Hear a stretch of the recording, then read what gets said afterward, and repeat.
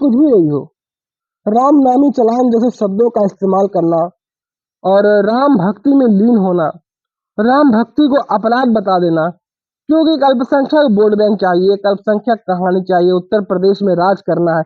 ऐसी बात नहीं है कि उत्तर प्रदेश में सनातनियों की संख्या कम थी, मगर सेकुलरिज्म का जो बोलबाला था 1947 के बाद से इस देश में जो सेकुलरिज्म की बीजें रोपित की गई थी 1990 आते आते इन 40 साल 50 सालों में वो एक छतनार वृक्ष का रूप धारण कर ली थी।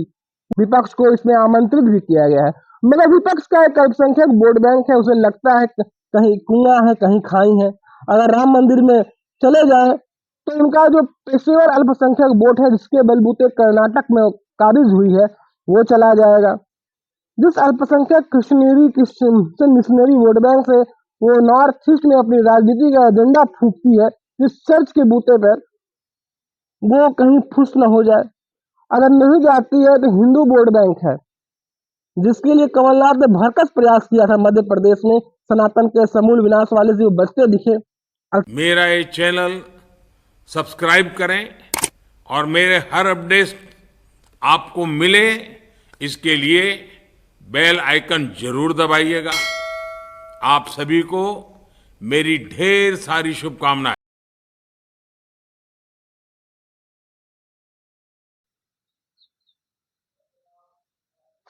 नमस्कार, जय सिया राम, वंदे मातरम, हर हर महादेव। एक बार फिर आप सभी दोस्तों का आज के हमारे इस जनमानस समाचार की इस एपिसोड में आपका स्वागत है। आज हम आपको ले चलते हैं 90 की दशक में। 90 का दशक वो दौर था जहां पर राम भक्ति, राम उपासना, राम के नारे लगाना एक अपराध की श्रेणी में आता था। वो दौर था 90 का जहां पर राम रथ निकालना भी एक अपराध की श्रेणी में था। राम रथ निकालने वाले को अरेस्ट कर लिया जाता था और उसे जेल में बंद कर दिया जाता था। ये दौर है 90 का। 90 का ही वो दौर है जहां पर बाबरी विध्वंस भी हमने देखा। 90 का वो दौर था जब कारसेवकों पर गोली चलाई गई और 90 का वो दौर था जहां हजारों युवाओं को राम भक्ति के नाम पर उन्हें पीटा गया, बस से उतारा गया, बस से उतार कर उनकी पुलिस द्वारा कुटाई भी की गई। मैं ऐसे कई लोगों को जानता हूं जो आज 50 वर्ष के हैं, 60 वर्ष के हैं। राम भक्ति आंदोलन या कहें बाबरी विध्वंस जो 1992 में हुई, ये दौर 89 और 90 से शुरू हो गया था।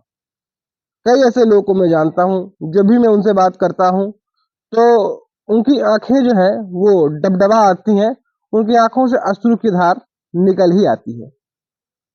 वो कहते हैं कि वो दौर था जब वो कॉलेज में पढ़ा करते थे, राम भक्ति का दौर था। कहते हैं कि जब से आजादी के बाद जो सरकार बनी वो सेकुलरों की सरकार थी। वहां पर कहा गया कि ये सेकुलर है, मतलब सेकुलर का मतलब ये थोड़ी ना होता है कि राम भक्ति, राम उपासना भी करना अब मना हो जाएगा। भले ही लोग लंबे वर्षे तक, 500 वर्षों तक राम मंदिर को लेकर, उनके जीर्णोद्धार को लेकर लोग फलक फावड़े बिछाए रहे, लेकिन घर में राम भक्ति, राम उपासना चलती रही। लोग रामनवमी होती थी तो लोग भिन्न भिन्न किरदार को निभाया करते थे, हरि कीर्तन हुआ करता था, तमाम तरह की चीज। आस्था तो अपने अंदर थी, लेकिन किसी पब्लिक वेन्यू पर अपने राम आराध्य की पूजा उपासना करना 90 के दौर में काफी मुश्किलों की भरी कहानी हुआ करती थी। आपको हम 90 के उस दौर में ले चलते हैं जहां पर उत्तर प्रदेश में मुलायम सिंह यादव की सरकार हुआ करती थी। मुलायम सिंह यादव वो दुनिया में नहीं है, वो दुनिया से रुखसत हो गए, लेकिन मुलायम सिंह यादव ने कारसेवकों पर गोली चलाई थी, कारसेवकों द्वारा मौत भी हुई थी।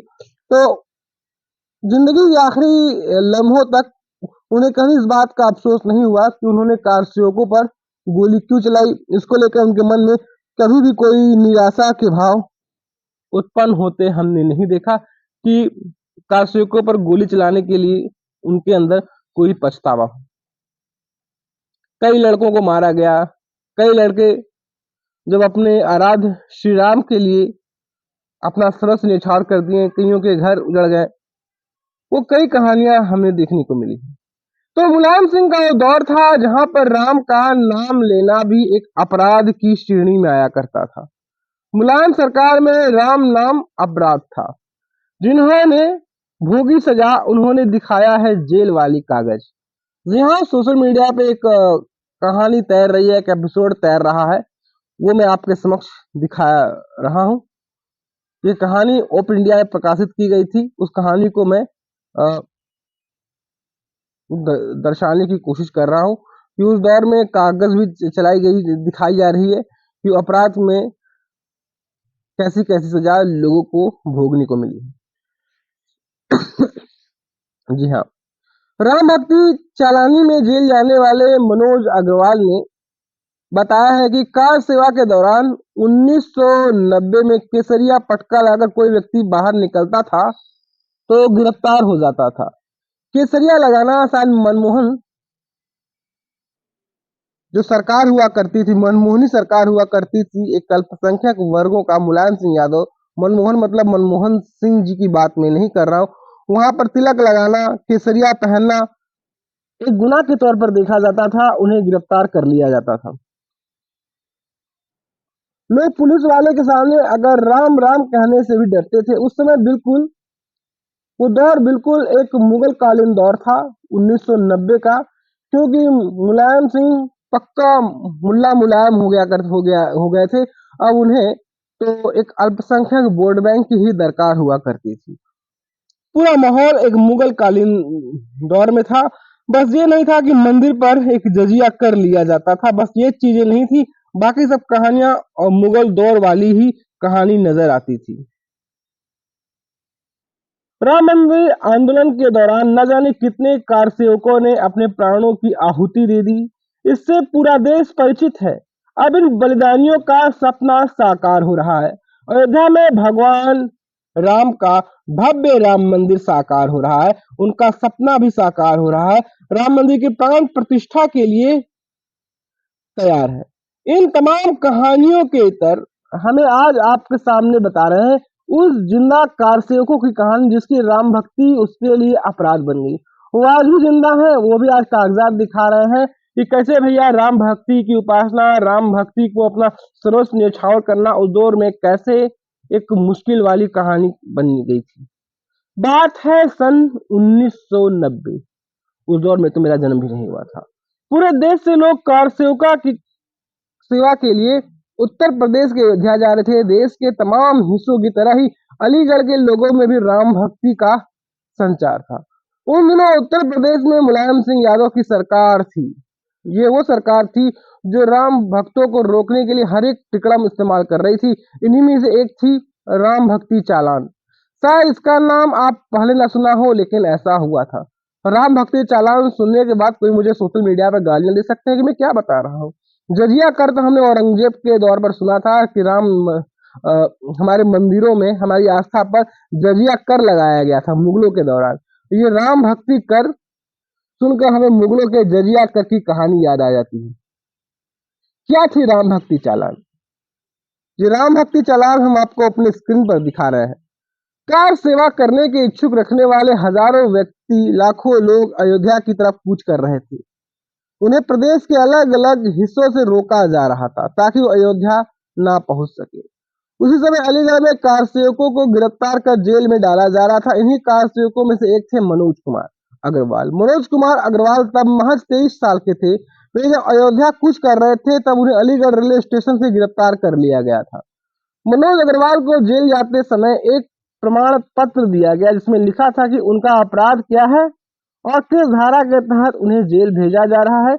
उस प्रमाण पत्र पर साफ साफ तौर पर लिखा है, जो मेरे स्क्रीन पर चल रहा है, कि उनका चालान राम भक्ति के कारण हुआ है। जी हाँ, उनके ऊपर धारा तो 107/116 लगी है, लेकिन आगे लिखा है राम भक्त चालानी, कि राम भक्त के कार सेवा में जा रहे हैं, राम भक्ति में जा रहे हैं, इसलिए उन्हें राम भक्ति का चालान उनका काटा गया है।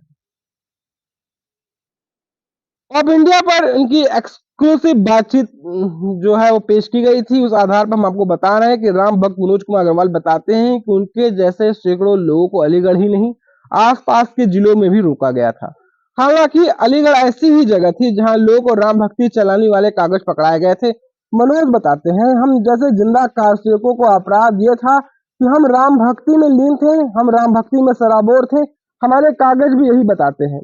मनोज जेल के दिनों को भी याद करते हुए कहते हैं कि अलीगढ़ जेल में भजन होता था, शाखाएं लगती थी।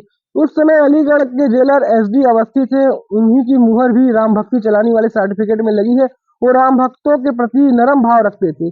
जेल में शांति थी, सैकड़ों लोग बंद थे, रोज सैकड़ों लोगों से मिलने उनके सैकड़ों परिवार वाले आते थे, लेकिन बाहर मुलायम की सरकार का आतंक था। ये वो दौर था जो कहते हैं कि इस देश में हिंदू मुसलमान चल रहा है। वो लोग कहते हैं कि देश को हिंदू मुसलमान में झोंक दिया गया है, लेकिन मौलाना मुलायम के शासनकाल में राम भक्ति का नाम लेना भी एक अपराध की श्रेणी में था। जजिया कर मुगलों ने लगाया था, औरंगजेब ने लगाया था। ये राम भक्ति कर, राम सेवा कर लगाया है। आप खुद सोचिए, मुलायम की सरकार में मुगल काल जैसा माहौल था। मनोज अग्रवाल का कहना है उसमें पूरे उत्तर प्रदेश में राम भक्तों को दमन किया गया था। उनका कहना है हमें राम भक्ति को अपराध बनाने वाला सर्टिफिकेट दे दिया गया था। सर्टिफिकेट बनाने वालों ने तो दूर दूर तक नहीं सोचा, लेकिन सच तो यही था कि उस समय केसरिया पटका लगाकर कोई बाहर निकल जाता था तो वो गिरफ्तार हो जाता था। मुलायम यादव की सरकार में राम भक्ति में लीन हिंदुओं को किस तरह प्रताड़ित किया गया उसे मनोज अग्रवाल ने बताया। उन्होंने आगे बताया, अगर कोई व्यक्ति तिलक लगाकर निकलता उसे पुलिस गिरफ्तार कर लेती थी। लोग पुलिस वाले के सामने राम राम कहने से भी डरते थे। उस समय बिल्कुल मुगल जैसा माहौल हुआ करता था। अब अलीगढ़, वो अलीगढ़ की कहानी बता रहे हैं कि वो अलीगढ़ से आते थे, अलीगढ़ के जेल में इन्हें बंद किया गया, फलाना था ढिमकाना था। जेल में ही जो लोग गिरफ्तार हुए वो राम भक्ति, राम सेवा, राम भजन में वो जेल में ही लीन हो गए थे, और जेलर साहब उस दौर में अवस्थी थे, उनकी भरकस मदद किया करते थे। तो अलीगढ़ का माहौल क्या था? मनोज अग्रवाल के अनुसार अलीगढ़ मुस्लिम बहुल क्षेत्र था, ये दंगों का शहर था। उस समय दंगे खूब हुआ करते थे और प्रशासन की दमन नीति अपना ही रहा था। जेल में आने के बाद एक और आंदोलन चल रहा था, रामशिला पूजन का। तब भी खूब गिरफ्तारियां हुई थी। अलीगढ़ कोतवाली में घुटनों पर इतनी लाठियां मारी गई थी, आज भी पुरवाई हवा चलती है तो दर्द होता है। ये मनोज अग्रवाल साहब का कहना है। राम भक्ति के नाम चलान व्यक्तिगत निर्णय। रामनामी चलान को लेकर ऑफ इंडिया ने उत्तर प्रदेश पुलिस के रिटायर्ड डीएसपी अविनाश गौतम से बात की, तो अविनाश गौतम ने बताया कि पुलिस की नियमावली में राम भक्ति के नाम पर चालान करने का कोई प्रावधान नहीं है। अगर फिर भी किसी अधिकारी द्वारा ये किया गया तो यह संभवतः उसका व्यक्तिगत निर्णय भी हो सकता है। राम भक्ति के नाम पर चालान जो है व्यक्तिगत निर्णय था।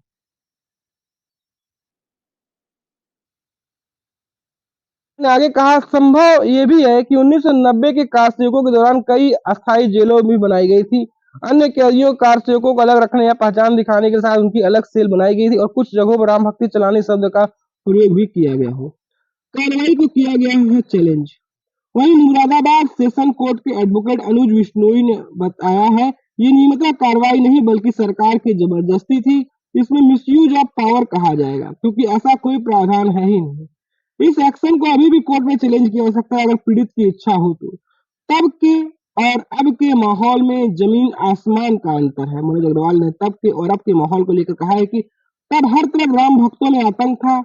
उस समय की सरकार दमनकारी थी और अब तो एक राम भक्त ही उत्तर प्रदेश चला रहा है। उन्होंने ऑफ इंडिया को बताया कि आज 3 दिसंबर 2023 को अलीगढ़ के डीआईजी ऑफिसर में 2 पुलिसकर्मी भी आए थे। उन्होंने पूछा कि क्या उन्हें किसी तरह की सुरक्षा की जरूरत तो नहीं है। मनोज अग्रवाल यही नहीं रुकते हैं, वो कहते हैं कि इसी बात समझा जा सकता है कि तब के माहौल में और अब के माहौल में क्या अंतर है। वे ये पूरा मामला बताता है कि वर्तमान में समाजवादी पार्टी के मुखिया अखिलेश यादव के पिता और तत्कालीन मुख्यमंत्री मुलायम सिंह की सरकार उनकी मिस्त्री राम भक्तों से कितना नफरत करती थी और सेकुलर वोट बैंक के लिए, एक सेकुलर वोट बैंक की चाहत में वो राम भक्तों को प्रताड़ित करने में भी पीछे नहीं रहा करती थी। और तब में और अब में यही अंतर है, तब में अब में यही जमीन आसमान के अंतर की कहानी यहाँ पर पूरी तरह से स्पष्ट नजर आती है।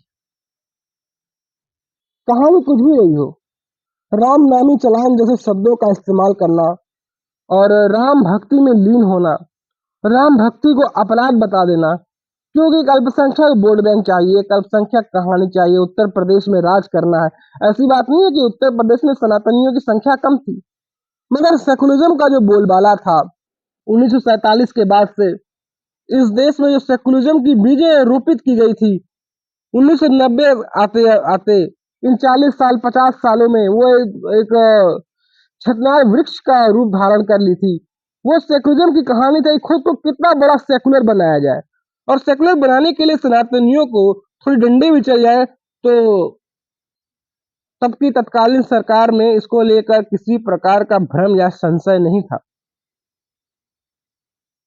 वैसे भी जब हम बातों बातों में बात करते हैं, लोगों से रुझान लेते हैं, तो लोग मुलायम को मौलाना मुलायम भी कहते हैं। आज मुलायम नहीं है, लेकिन इस तरह की कहानी सामने आ रही है तो इस बात को चरितार्थ करती है कि हम सनातनियों से, हमारे श्री राम से उन्हें नफरत किस कदर थी।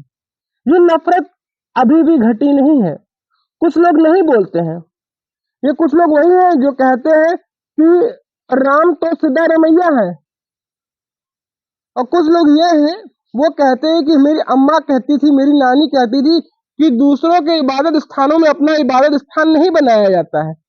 ये केजरीवाल की नानी कहती थी, लेकिन केजरीवाल के साथ ये नानी को यही बताया गया था कि पहले राम मंदिर को कौन तोड़ा था। ये सब बातें नहीं कहते। न्यायालय का निर्णय आ गया है, सुप्रीम कोर्ट के सुप्रीम निर्णय के बाद भी जब ये राम मंदिर बना है और महज 18 दिन रह गए हैं रामलला के पट खुलने में, अभी भी ये दर्द, ये पीड़ा दिल से जा नहीं रही है। विपक्ष को इसमें आमंत्रित भी किया गया है, मगर विपक्ष का एक अल्पसंख्यक वोट बैंक है, उसे लगता है कहीं कुआं है कहीं खाई है। अगर राम मंदिर में चले जाए तो उनका जो पेशेवर अल्पसंख्यक वोट है, जिसके बलबूते कर्नाटक में काबिज हुई है, वो चला जाएगा। जिस अल्पसंख्यक क्रिश्चियन मिशनरी वोट बैंक से वो नॉर्थ ईस्ट में अपनी राजनीति का एजेंडा फूंकती है, जिस चर्च के बूते पर, वो कहीं फुस न हो जाए। अगर नहीं जाती है तो हिंदू वोट बैंक है, जिसके लिए कमलनाथ ने भरकस प्रयास किया था मध्य प्रदेश में, सनातन के समूल विनाश वाले से वो बचते दिखे, अलतकिया करते रहे, लेकिन वो भी नहीं चला। अब जनता समझदार हो गई है, अब जनता के दिमाग में सारी बातें चलती है, अब जनता को समझ में आता है क्या करे क्या ना करे। तो दोस्तों, आपको हमारी ये कहानी कैसी लगी, आपको हमारा एपिसोड कैसा लगा, आप हमें जरूर बताएं। दोस्तों, आपसे गुजारिश है, निवेदन है कि आप हमारे चैनल को लाइक कर ले, शेयर कर ले, सब्सक्राइब कर ले और सब्सक्रिप्शन का रेड बटन जरूर दबाएं। अगर आपके पास हमारे लिए कोई सुझाव हो तो आप हमें सुझाव दे सकते हैं। तो फिर हाजिर होंगे एक नई कहानी के साथ, एक नए एपिसोड के साथ, एक नई चर्चा के साथ और इस राष्ट्रवाद की एक नई कहानी के साथ। तो हमारे चैनल को लाइक कर लें, शेयर कर लें, सब्सक्राइब कर लें और हमें फेसबुक, यूट्यूब पर भी हमें फॉलो करें। जय श्री राम।